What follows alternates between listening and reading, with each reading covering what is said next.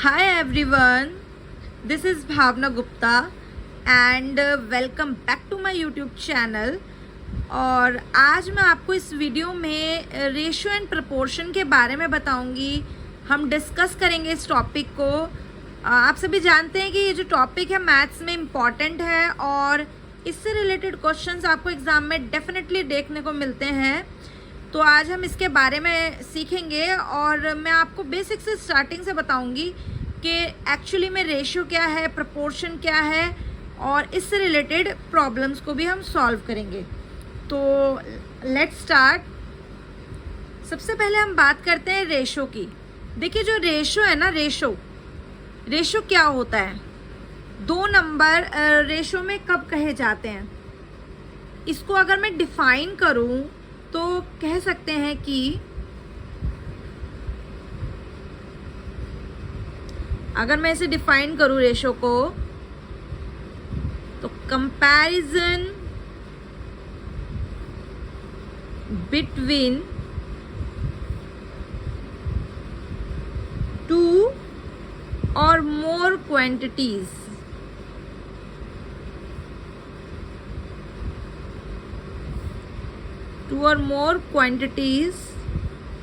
of same quality।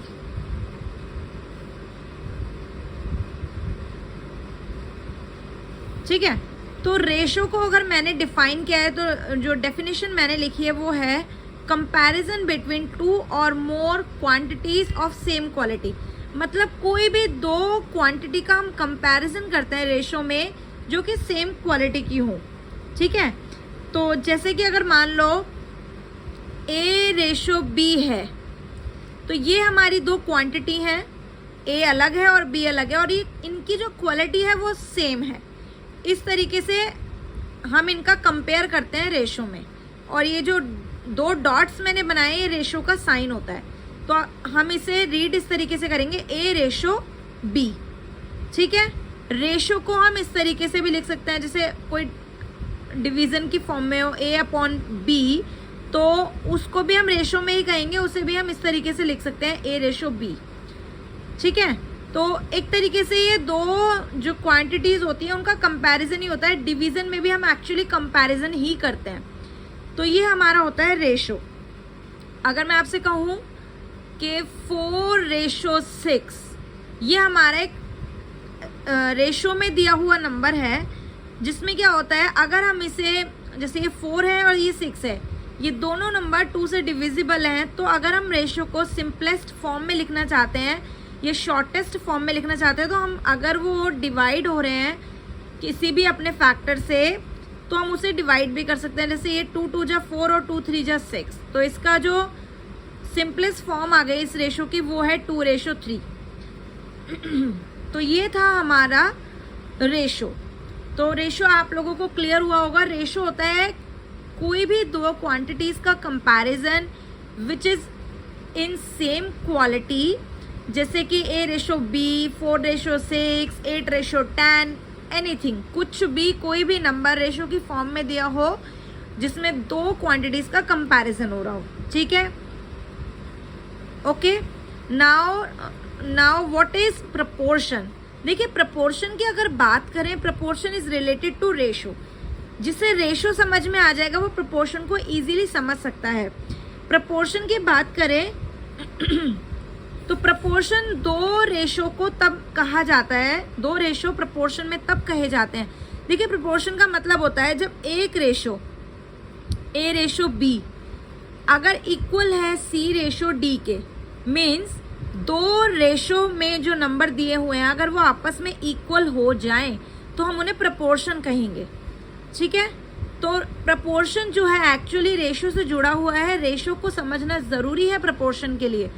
कोई भी दो नंबर, दो क्वांटिटीज़ जो रेशो में हैं और दोनों इक्वल हैं वो प्रपोर्शन में होंगी।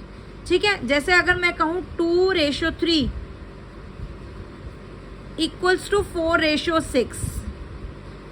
अब आपसे पूछा जाए कि ये जो दोनों रेशो हैं क्या ये इक्वल हैं, तो देखिए 2:3 एक सिंपलेस्ट फॉर्म है। ये जो नंबर है ये प्राइम नंबर्स हैं, नॉट डिविजिबल, किसी से भी डिविजिबल नहीं है ये।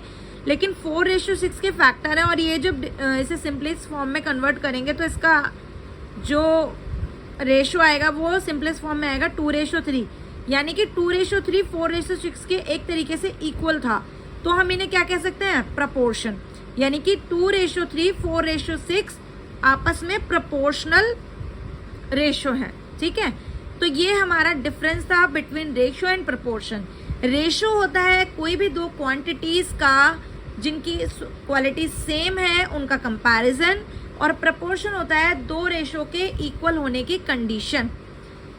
किसी भी रेशो को प्रपोर्शन में तभी कहा जाता है जब वो इक्वल हो। ठीक है, आई थिंक आप लोगों को यहाँ तक समझ में आ गया होगा। तो आगे बढ़ते हैं।